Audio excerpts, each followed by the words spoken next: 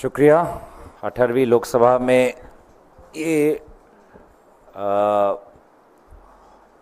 दल के उपदलपति के हिसाब से मेरा पहला संवाद मेल आपके साथ है और सबसे पहले मैं आभार प्रकट करना चाहूँगा आदरणीय सीपीपी चेयरपर्सन सोनिया गांधी जी का, कांग्रेस पार्टी के अध्यक्ष मल्लिकार्जुन खड़गे जी का, हमारे लोकसभा में leader of opposition Rahul Gandhi ji का कि उन्होंने मुझे इस काबिल समझा कि मैं इस महान ऐतिहासिक दल का उपदलपति होकर देश के मुद्दों को सदन के अंदर और सदन के बाहर उजागर कर सकूं। दोस्तों, आज इकोनॉमिक सर्वे सरकार के द्वारा प्रकाशित हुआ और ये इकोनॉमिक सर्वे जो ज़मीनी हालात है उस ज़मीनी हालात से बिल्कुल परे है और इस संवाद मेल के द्वारा हम ज़मीनी हालात और ज़मीनी जो सच्चाई है वो देश के सामने ले जाना चाहते हैं आपके द्वारा। इकोनॉमिक सर्वे के अगर आप सरकारी के जो आवाज़ है, सरकारी पक्ष है, तो उनका रूप तो ऐसा है, उनका व्यवहार ऐसा है तो सब चंगा सी,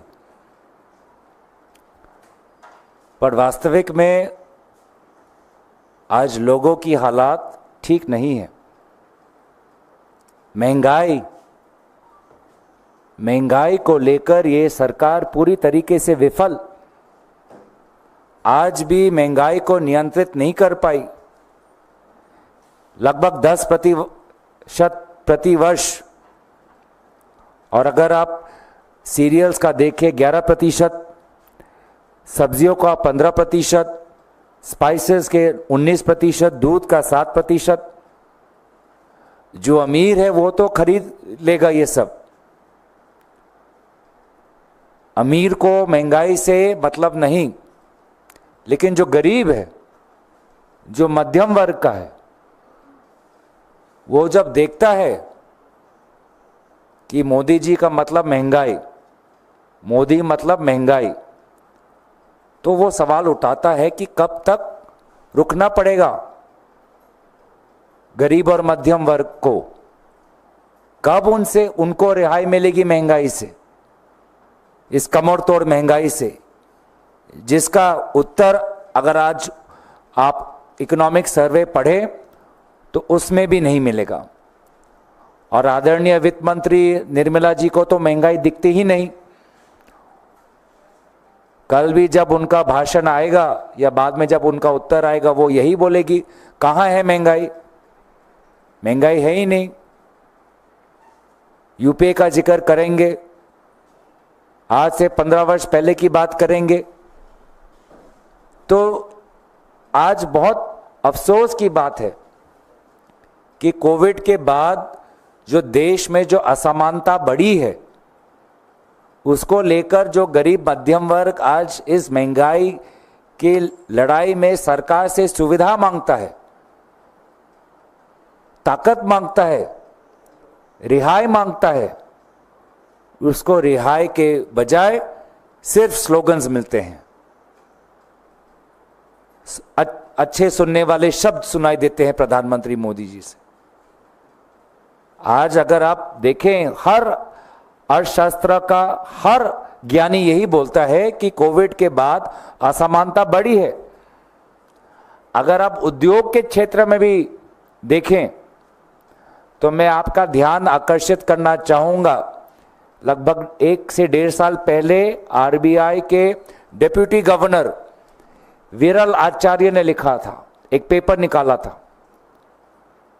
उस पेपर में क्या लिखा है? उस पेपर में यही लिखा है कि जो उद्योग के क्षेत्र में भी लगभग 8-10 बड़े कंपनियां हैं जिन्होंने भारत के पूरे उद्योग क्षेत्र को हड़प लिया है। कार्टल्स बन गए हैं, मोनोपोलीज बन गए हैं, और इन कार्टल्स और मोनोपोलीज के कारण आज आम आदमी को असुविधा का सामना करना पड़ रहा है। आज एयरलाइन में देखिए, एयरलाइन के फेयर्स, प्रधानमंत्री कहते थे कि चप्पल पहनने वाला व्यक्ति भी हवाई जहाज पर जाएगा, लेकिन जब यहां से केरल तक, यहां से उत्तर पूर्वांचल तक टिकट 16,000 की हो, टिकट 20,000 की हो, तो कौन जाएगा? वो चप्पल पहनने वाले व्यक्ति के लिए आज तो ट्रेन में जाना भी मुश्किल हो गया है। आज ट्रेन में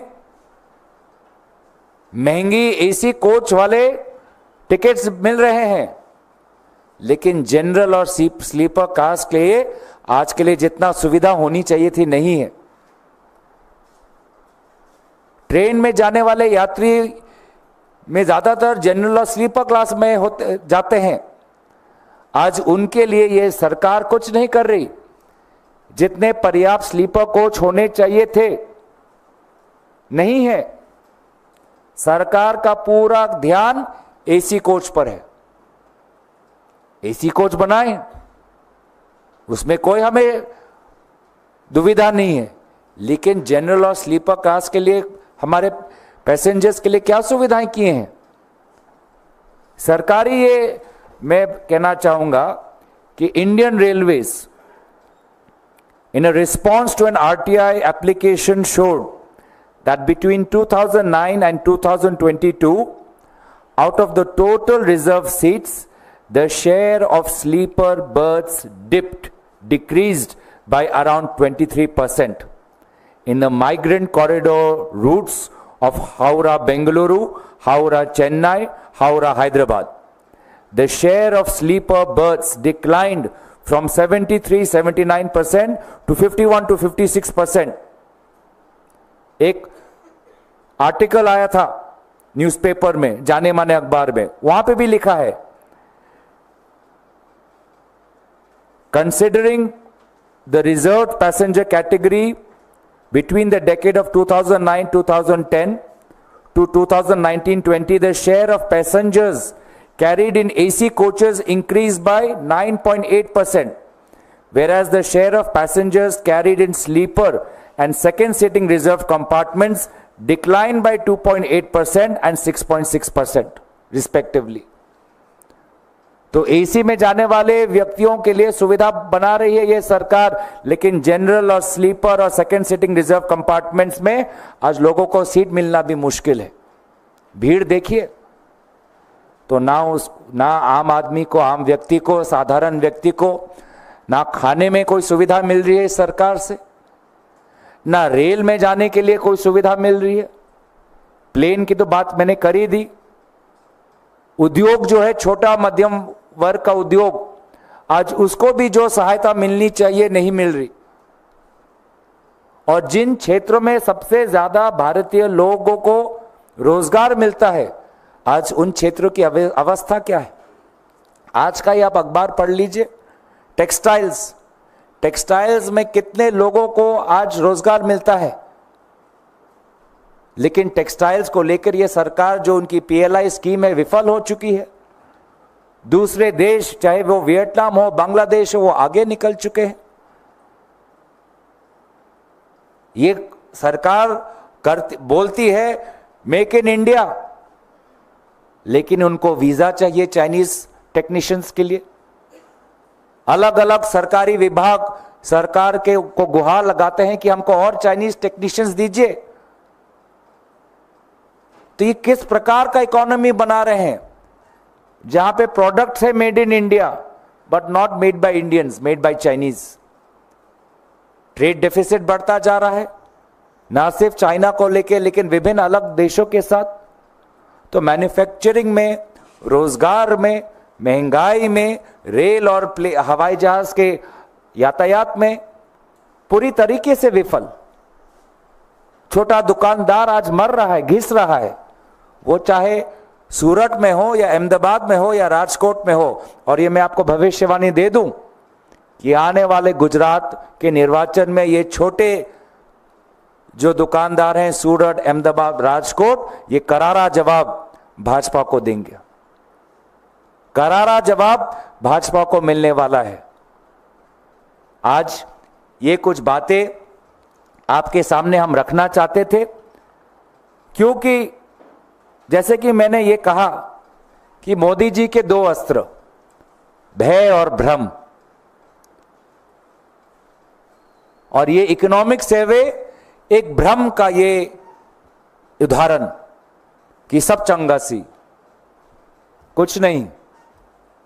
महंगाई, बेरोजगार, अगर उद्योग के क्षेत्र में भी देखें, इकोनॉमिक सर्वे बड़े बड़े कंपनियों का मुनाफा बढ़ता जा रहा है उसका उल्लेख करता है, लेकिन हायरिंग कितना हो रहा है? आईटी कंपनी में हायरिंग कितना हो रहा है? सब जगह हायरिंग फ्लैट, सब जगह। आज जिस प्रकार से नए टेक्नोलॉजीज आ रहे हैं, आज तो जितना आईटी सेक्टर, आउटसोर्सिंग सेक्टर में जितना पहले रोजगार होता था, आज उतना हायरिंग होता नहीं है। अगर सब चंगा सी तो डुंकी जैसी पिक्चर क्यों बनी? क्योंकि वो पिक्चर वास्तविक सच्चाई है। गुजरात से, जहां से प्रधानमंत्री मोदी जी मुख्यमंत्री रहे, आज गुजरात से लोग किस प्रकार से नौकरी ढूंढते ढूंढते आज कहीं न्यूजीलैंड जा रहे हैं। अगर वीजा उनको कानूनी तरीके से नहीं मिलता तो वो ह्यूमन ट्रैफिकर्स के जाल में फंसकर अवैध तरीके से उनको विदेश में भेजा जा रहा है। अगर इकोनॉमिक सर्वे इतना ही अच्छा है तो भारत का युवा रशिया के में जाकर रशिया सेना में क्यों भर्ती ले रहा है? अगर वास्तविक स्थिति इतनी ही अच्छी है तो लोग आज इजराइल में क्यों जाके नौकरी ढूंढे, जहां पे इजराइल और पैलेस्टाइन का जंग हो रहा है? अगर इतना ही अच्छा है तो यहां से लोग आज नौकरी ढूंढने बाहर क्यों जा रहे हैं? अगर इतना हमारा अच्छा इकोनॉमी हो रहा होता तो बाहर से लोग यहां पे आते, लेकिन उल्टा हो रहा है, पलायन हो रहा है। चाहे वो मजदूर हो, चाहे वो किसान हो, चाहे वो कनाडा हो, चाहे वो ऑस्ट्रेलिया हो। तो ये वास्तविक स्थिति है। और आपसे सवाल आएगा कि अब बजट में क्या अपेक्षा करते हो? मैं कुछ नहीं अपेक्षा करता।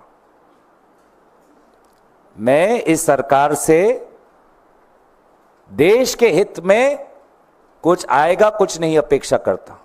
हां, मैं ये जानता हूं कि अडानी जी, अंबानी जी जहां पर निवेश करना चाहते हैं उनको मदद करने के लिए यह सरकार कल और नीति लाएगी। जब से प्रधानमंत्री मोदी जी आए हैं, देश का वित्तीय बजट देश के गरीब और मध्यम वर्ग के अनुसार नहीं, ये अडानी, अंबानी और जो 8-9 और बड़े उद्योग हैं उनको कहां अपना पैसा निवेश करना है, उनके अनुसार ये नीति बनाते हैं। बाकी मध्यम वर्ग के लिए टैक्स में कोई रिहाई आने नहीं वाला, और जो बेरोजगार और किसान हैं उनको भी बजट में अच्छे अच्छे स्लोगन्स मिलेंगे, स्लोगन के अलावा कुछ नहीं मिलेगा। अमित शाह जी ने तो उनको पकोड़े तलने के लिए सुझाव दिया है। क्या आज अमित शाह जी आज भी ये कहेंगे कि पकोड़े तलो? तो मैं इनसे कुछ नहीं अपेक्षा करता, जो ये करते आ रहे हैं वही करते रहेंगे। अडानी, अंबानी और वो 8-9 जो बड़े उद्योग है उनके अनुसार उनको कहां का निवेश करना है, वो क्या कान में फुसफुसाते हैं, वही उस प्रकार का बजट आएगा, वही बजट आएगा। और आज कल जो बजट आएगा 2 महीने बाद आप देखेंगे कि कोई बड़ा उद्योगपति उसी क्षेत्र में निवेश कर रहा है। पीएलआई आएगा तो वो पीएलआई में वो करेंगे, लेकिन आपको, हमको ट्रेन में, रेल में, किसान को एमएसपी में, खाने के महंगाई में, छात्रों को उनके एमबीबीएस की फीस कम हो, इस हायरिंग और बढ़े, इस प्रकार की कोई भी सुविधाएं आप आशा भी मत करिए। लेकिन हम अब बस ये आशा कर सकते हैं कि आपकी आवाज विपक्ष उठाएगा, राहुल गांधी जी उठाएंगे, लीडर ऑफ ऑपोजिशन उठाएंगे। राहुल गांधी जी का जो भारत जोड़ो अभियान है वो निरंतर है, वो चाहे लोको पायलट हो, चाहे मैकेनिक हो, चाहे मजदूर हो, चाहे कंस्ट्रक्शन सेक्टर हो, और उनकी आवाज हम बनते रहेंगे और सरकार पर हम दबाव डालते रहेंगे और एक के बाद एक आने वाले जो राज्य निर्वाचन है वो जनता के साथ लड़के हम जनता के हित में सरकार लाएंगे। धन्यवाद। Thank you. If you have any questions I am happy to take.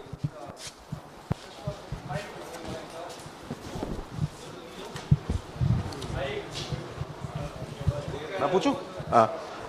Gaurav ji इस तरफ सामने आपके। हाँ, इकोनॉमिक सर्वे में ये भी कहा गया है कि चाइना से हमको अपना एफडीआई बढ़ाना चाहिए ताकि जो भारत की ग्लोबल चेन पार्टिसिपेशन है वो बढ़ सके और एक्सपोर्ट्स बढ़ सके। आप भी पक्षधर हैं इस बात के? देखिए, सरकार का दाहिना हाथ और सरकार का बाइना हाथ वो उल्टी जगह में जा रहे हैं। सरकार की रक्षा विभाग, सरकार का विदेश मंत्रालय, उनकी क्या भाषा है? वो बोलते हैं कि जब तक सीमा का समस्या समाधान नहीं होगा हम चीन के साथ हम एक साधारण रिश्ता, पहले जैसा रिश्ता हम नहीं कर सकते। एक तरफ सरकार चीनी व्यक्तियों को वीजा देने पे पाबंदी लगा रहा है, अलग अलग क्षेत्रों में चीनी कंपनी को बैन कर रहा है, और दूसरा सरकार का एक विभाग बोल रहा है और चीनी लोग आए, टेक्नीशियन आए, उनको और वीज़ा मिलना चाहिए, उनको और निवेश होना चाहिए।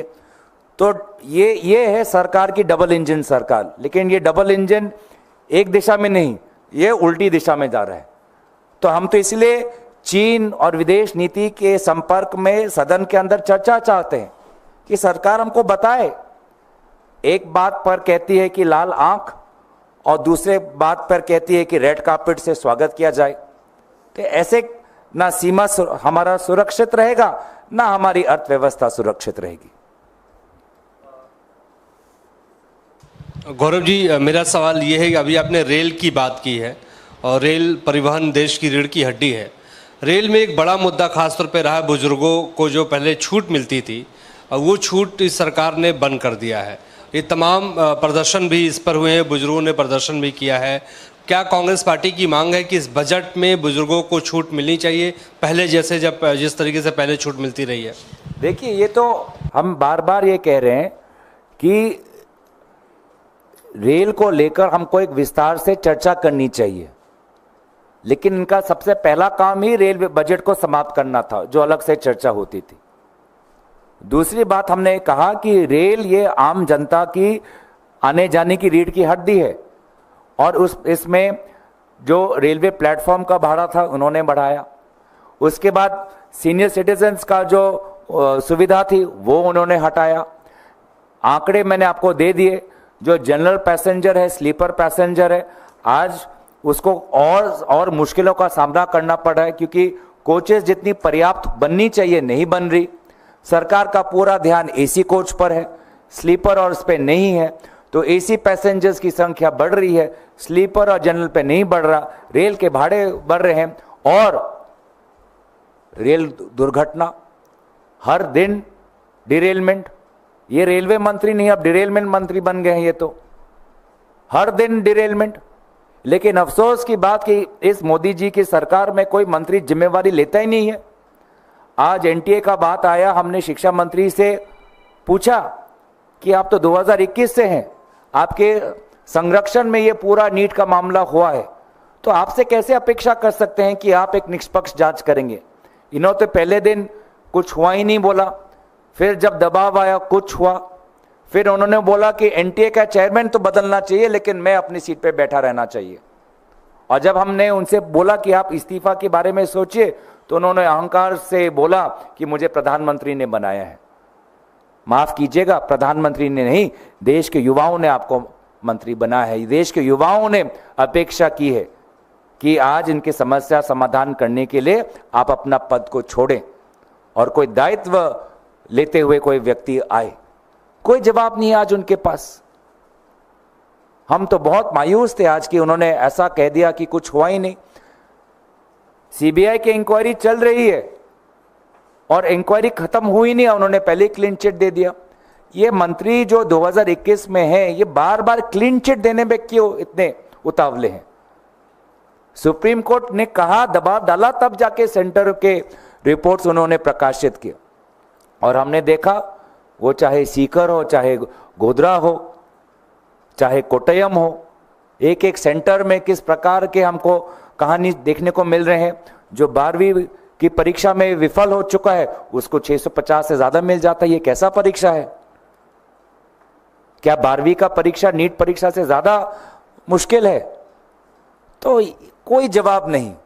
तो इसलिए हमें लगता है कि मोदी जी चाहे जितना भी भ्रम, देश को भ्रमित करने की कोशिश करे, लेकिन इन मुद्दों पर रोशनी डालने का काम इंडिया अलायंस और राहुल गांधी जी करते रहेंगे।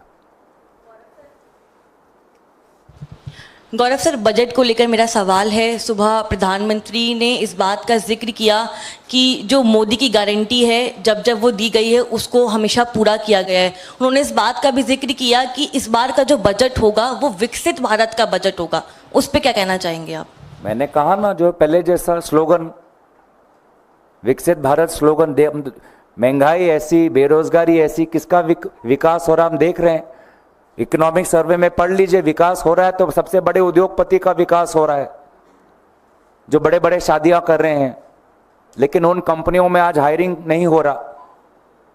छोटे जो ईमानदार, जो वो मैंने जैसे कि कहा, सूरत, राजकोट, अहमदाबाद में जो लोग हैं, आज टेक्सटाइल्स जहां पर है, आज आप देख लीजिए कि हम कौन से वो इंडस्ट्रीज हैं जहां पे ज्यादा से ज्यादा लोगों को नौकरी मिलता है। Textiles, leather, bicycle, two wheeler, इन सेक्टर्स के आप ध्यान रखिए। अगर अध्ययन करें क्या हो रहा है, सब आप सारे यहाँ पे दूसरे देशों की तुलना में हम पीछे पड़े हुए हैं। और हाँ, मोदी जी ने आज एक और बड़ी दिलचस्प बात कही, घुटन, क्या उनके आवाज को,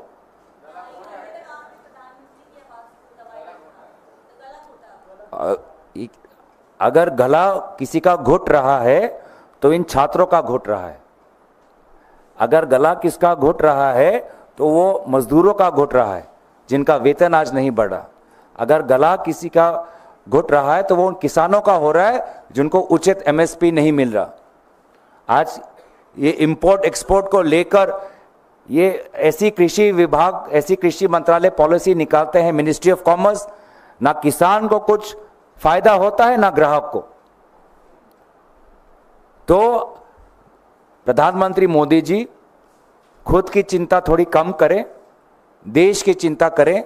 देश के आज की आवाज को किस प्रकार से दबाया जा रहा है हम सब देख रहे हैं। आज ना छात्रों को इंसाफ मिल रहा है, ना मजदूरों को इंसाफ मिल रहा है, ना किसानों को मिल रहा है, ना छोटे मध्यम वर्ग को मिल रहा है, ना जब वो ईमानदार टैक्स पेयर, आज भारत का ईमानदार टैक्स पेयर सोचता है कि अगर मैं टैक्स दूंगा तो अच्छे सड़कें बनेंगे, अच्छे हाईवे बनेंगे, अच्छे एयरपोर्ट बनेंगे। लेकिन हम पिछले 2 महीने में क्या देख रहे हैं कि थोड़ा सा बारिश हुआ, एयरपोर्ट की हालत देख रहे हैं। थोड़ा सा बारिश हुआ, एक के बाद एक बिहार में पुल गिर रहे हैं। थोड़ा सा बारिश हुआ, हाईवे। ऐसा भी कोई साइक्लोन या हरिकेन तो नहीं आया कि आज एयरपोर्ट टूट रहा है, हाईवे टूट रहे हैं, पुल टूट रहे हैं, रास्ते टूट रहे हैं। तो ईमानदार जो टैक्स पेयर का जो टैक्स का पैसा है कितने बार फजूल में व्यर्थ हो रहा है, इसके बारे में कोई सोच रहा है? तो अगर आवाज या किसी का घुट रहा है तो भारत के आवाम का घुट रहा है, वो उन आर्मी के जवानों का घुट रहा है जो कह रहे हैं कि बार बार इंटेलिजेंस में क्या लीक हो रही है कि लगभग 1.5 महीने में इतने बार वहां पर उग्रपंथी लोग सीमा के उस पार हमारे अंदर, हमारे यहां पे आके जम्मू में, उन इलाकों में आज घुसपैठ आ चुके हैं जहां पे पहले इस प्रकार की हिंसा नहीं होती थी। डोडा, जहां पे जम्मू में आजकल ये हिंसात्मक कार्य उग्रपंथी कर रहे हैं, पहले वहां पे ऐसा वातावरण नहीं था, लेकिन आज वहां तक घुस आए हैं। तो ये हो रही है वास्तविक में जो सच्चाई है। सर, पीएम मोदी ने आरोप लगाया है कि विपक्ष जो है वह सदन का वक्त एक तरह से बर्बाद कर रहा है, चुनावी भाषण वह सदन में दे रहा है, जबकि चुनावी वक्त वह बीत चुका है, अब काफ़ी दिनों बाद जो है चुनाव होगा। इस पर आप कुछ कहेंगे सर? छोटा सा उदाहरण, सबसे बड़ा मुद्दा देश का आज नीट। सुप्रीम कोर्ट में आज भी उसकी सुनवाई चल रही है। सरकार ने अभी तक नीट पर इन 2 सत्रों में अभी तक क्या उन्होंने कहा? पहले सत्र में तो शिक्षा मंत्री बोले नहीं, प्रधानमंत्री मोदी जी ने बस एक वाक्य बोला कि ये हम बहुत गंभीर रूप से ले रहे हैं, जबकि हमारी राहुल गांधी जी, हमारे दल के नेता की मांग थी कि एक पूरा दिन नीट और उच्च शिक्षा को लेकर उस पर विचार विमर्श हो, और सत्र जो हमारा निर्धारित तारीख था उससे पहले सत्र को उसको अडजर्न कर दिया, साइनेडाइन हो गया, जबकि समय था। आज भी एनटीए को लेकर एक प्रश्न आया, लेकिन प्रधानमंत्री जी जो बार बार ये परामर्श हमको देते हैं, वो तो प्रश्नकाल से पहले ही जब देखा कि दूसरे नंबर पर एनटीए उल्लेखित है, वो तो प्रश्नकाल की शुरुआत में चले गए। रहना चाहिए था उनको। कथनी और करनी में फर्क क्यों? कथनी और करनी में फर्क नहीं होना चाहिए। नेतृत्व वो होता है जो खुद अपने व्यवहार से दिखाए कि वो क्या अपेक्षा करता है, उसको करते, उसे कहते हैं सच्ची नेतृत्व। कहते कुछ और है, करते कुछ और है। मंत्री जी आज जिम्मेवारी नहीं ले रहे नीट को लेके, तो यही उदाहरण काफी है कि उनके कथनी और करनी में कितना फर्क है।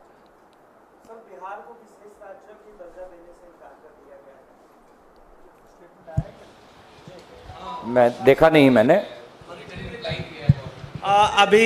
अभी सर लालू यादव ने साफ तौर पे कहा है कि ये जो है बीजेपी की सरकार और जेडीयू की सरकार बिहार के लोगों के साथ खिलवाड़ कर रही है, क्योंकि सबको उम्मीद था कि इस बार स्पेशल स्टेट का दर्जा जो है बिहार को मिलेगा, लेकिन नहीं मिला। देखिए, टीडीपी ने तो अपेक्षा करनी छोड़ दी, क्योंकि आजकल वो स्पेशल कैटेगरी स्टेटस की मांग नहीं करते, लेकिन जेडीयू ने अपेक्षा की थी, और इसीलिए काफ़ी प्रकाशित हुई ये बात, चर्चित हुई कि उनको स्पेशल कैटेगरी स्टेटस की आशा थी, उम्मीद थी। लेकिन जिस प्रकार से उस उम्मीद को नकारा गया, क्या वो जेडीयू के साथ कोई बातचीत हुई ये घोषित करने से पहले? क्या मुख्यमंत्री को विश्वास में लिया गया ये उत्तर देने से पहले? मुझे तो संदेह है। तो इसीलिए मैंने पहले भी कहा कि शायद प्रधानमंत्री मोदी जी अपना 5 साल नहीं खत्म कर पाए, क्योंकि इस सरकार में सबको साथ लेने वाली वो दिल में वो भावना होनी चाहिए। सबको साथ लेने में या सबको विश्वास में लेने की जो खूबी एक व्यक्ति में होनी चाहिए, वो खूबी शायद प्रधानमंत्री मोदी जी में नहीं है। और शायद इसीलिए ये जो 2 दलों के बीच में बहुत एक संवेदनशील मामला था, एक प्रदेश की एक उम्मीद इस स्पेशल कैटेगरी स्टेटस के साथ जुड़ी हुई थी, उस उम्मीद को आज इतनी बेरहमी से उसको नकारा गया है। ठीक है, थैंक यू।